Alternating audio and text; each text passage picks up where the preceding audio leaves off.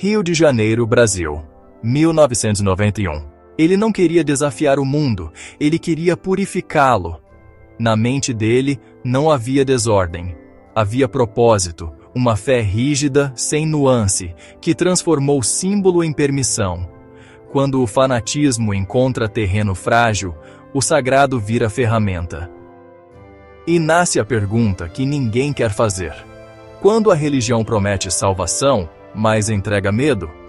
Onde termina a fé e começa o fanatismo? Marcelo Costa de Andrade nasceu em 1967 no Morro da Rocinha, Rio de Janeiro. Ele veio ao mundo num lugar onde sobrevivência é rotina, não exceção. Cresceu aprendendo a se virar sozinho. O pai vivia desempregado, e quando aparecia algum trabalho, era temporário e informal. A mãe, que trabalhava como empregada doméstica, já estava quebrada pelo sistema muito antes dele nascer. Metade dela era medo, e a outra metade era fé desesperada. Ainda pequeno, ele é mandado para o Ceará para morar na casa de parentes, como se a distância pudesse consertar o que ninguém entendia. Quando a família não sabe o que fazer, ela não trata, ela afasta. No Ceará, igreja não é evento. Igreja é rotina. É onde as pessoas afirmam que a vida tem providência, mesmo quando nada prova isso. É onde se diz que Deus olha pelas crianças. E Marcelo absorve tudo isso por inteiro, sem filtro, porque ele ainda não tinha a maturidade emocional para questionar. Quando ele volta para o Rio de Janeiro, aos 8 anos de idade, tudo está igual. Nada mudou lá fora. A única coisa que mudou foi dentro dele. Agora ele carrega consigo uma certeza absoluta. Criança é pura. Criança vai para o céu. Dentro de casa, a mãe empurra a fé como se fosse anestesia. Não por maldade, mas por não saber outra forma de se expressar. Quando ela tenta ser carinhosa, não é orgânico. A fé vira desculpa para não sentir e ferramenta para sustentar. A fé vira justificativa para aguentar o que é insuportável. Marcelo não aprende diálogo, ele aprende submissão. Ele cresce quieto, sempre retraído. E com um déficit cognitivo leve, ninguém percebe o quanto isso deixa ele ainda mais vulnerável a qualquer influência que soe persuasiva. Ele não filtra. Ele absorve. Na adolescência, alguma coisa nele é diferente. Ele não reage ao mundo como os outros meninos. Ele não ri igual.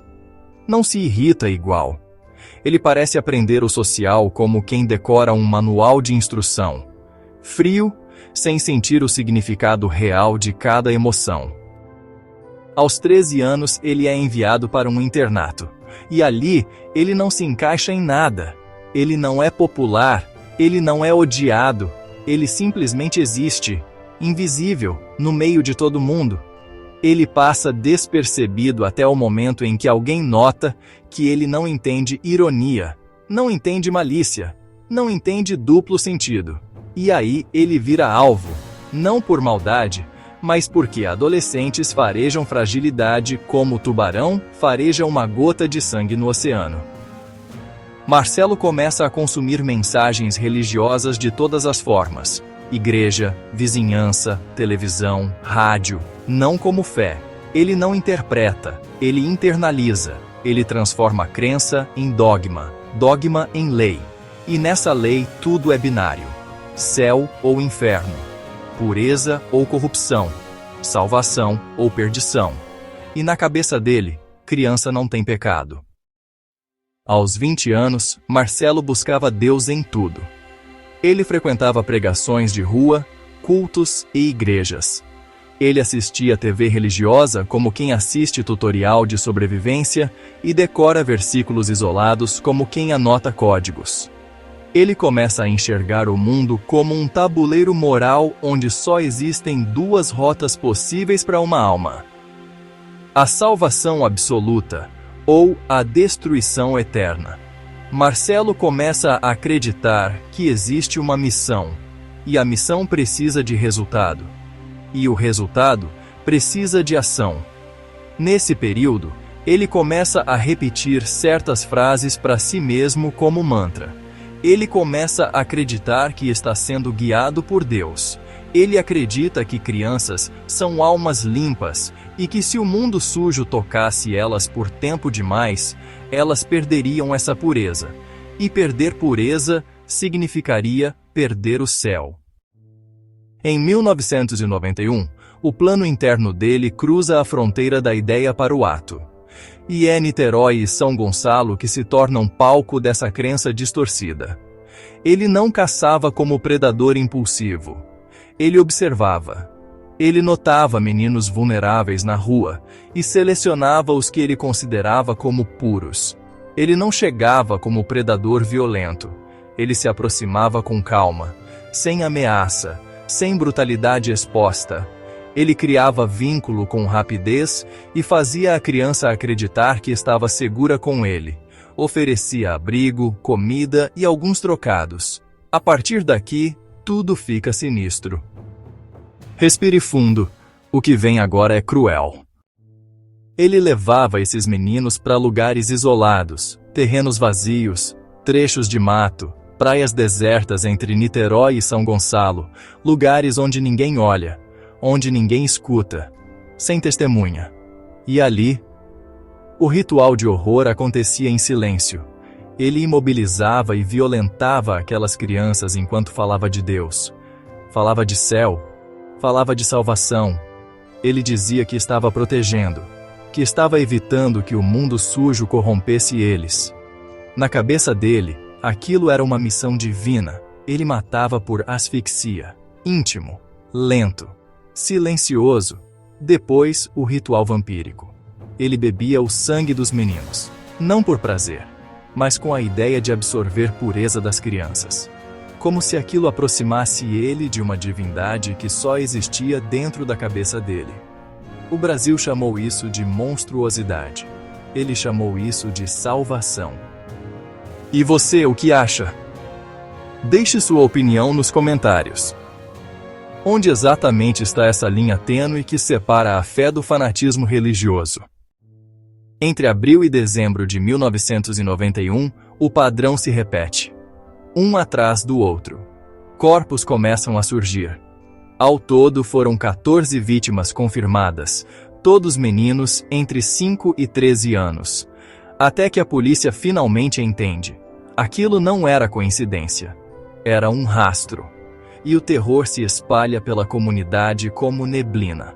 Lenta, densa e impossível de evitar. A imprensa deu o nome: o Vampiro de Niterói. Ele virou capa de jornal, virou pauta na TV e debate nas estações de rádio. De um dia para o outro, ele deixou de ser sussurro de rua e virou manchete nacional.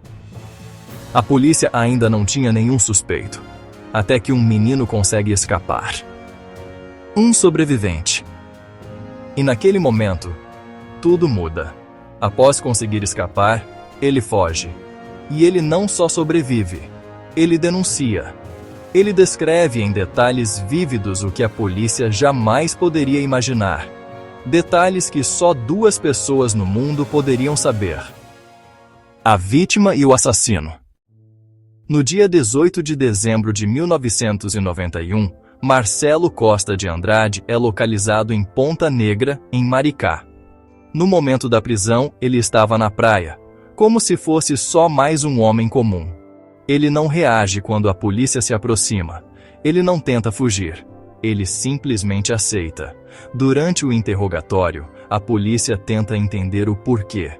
E Marcelo responde como se estivesse explicando o que qualquer pessoa já deveria saber. Criança é pura. Criança vai para o céu. Ele diz isso sem tremor, sem hesitar. Como se fosse lógica básica, como se fosse regra universal. E isso é o que mais assusta. Ele não está tentando convencer ninguém. Ele não está defendendo nada. Na cabeça dele, aquilo já era verdade. Investigadores descrevem ele como sendo calmo, linear e sem afetação. Quando perguntam sobre arrependimento, não existe. Porque arrependimento exige reconhecer erro. E Marcelo não enxergava erro. Marcelo enxergava salvação. O Ministério Público e a Defensoria pediram uma avaliação psiquiátrica forense. E os laudos são claros: déficit cognitivo leve e um transtorno mental que compromete a capacidade de entender moral complexa. Ele não compreendia nuance, apenas absolutos. No tribunal, o julgamento vira espetáculo. Jornal, TV, imprensa. O país inteiro acompanha. E o que se discute ali não é só o que ele fez, mas como ele conseguia justificar para si mesmo.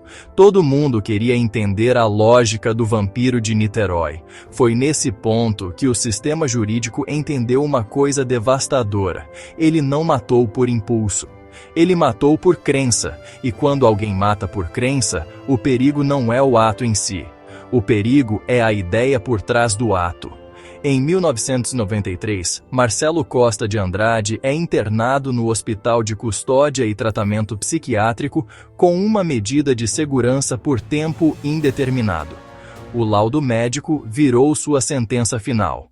Em 2013, 2016 e 2017, ele fez pedidos de novas avaliações psiquiátricas.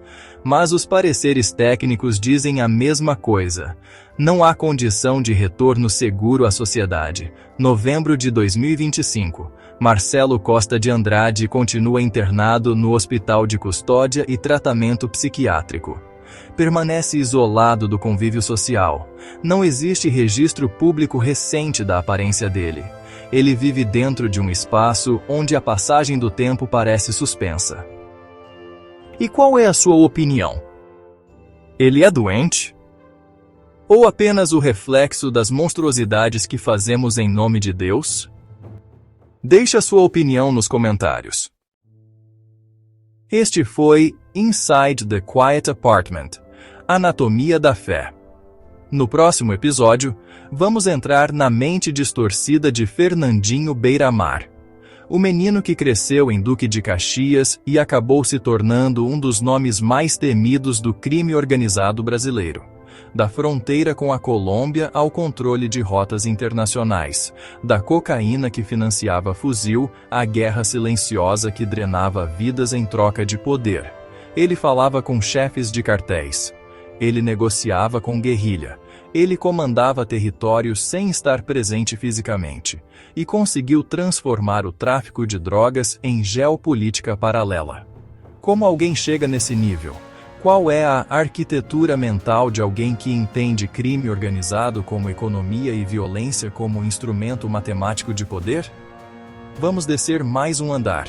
E aqui embaixo não existe inocência, só existe cálculo e consequências. E lembre-se, em nome de Deus, a fé se torna o álibi perfeito para o mal. Se você chegou até aqui e gostou do nosso conteúdo, curte o vídeo, comente, segue o canal e ativa as notificações.